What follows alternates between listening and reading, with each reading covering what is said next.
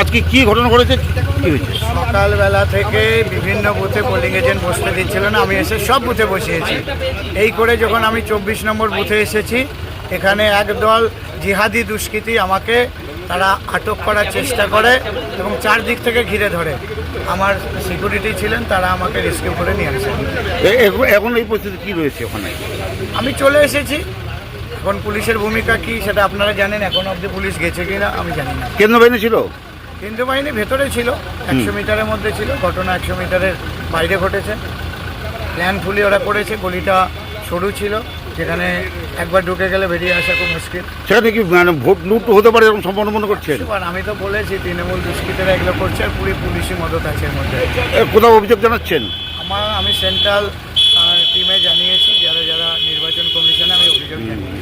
কিন্তু কেন্দ্র বাহিনী যারা রয়েছে, যারা কুইক অ্যাকশন রয়েছে, তারা কি এসছে? আমি এখনো দেখা পাইনি, কিন্তু এই যে দেখতে পাচ্ছেন লোকাল থানার পুলিশেরা যাচ্ছে। এখন এতক্ষণে যাচ্ছে, দাঁড়িয়ে আছি, ওরা যাচ্ছে। এদের কাজই মানে ঘটনা ঘটে যাওয়ার পর অনেক পরে আগুনে বাড়ি পুড়ে যাবে, তারপরে এরা জল নিয়ে যাবে।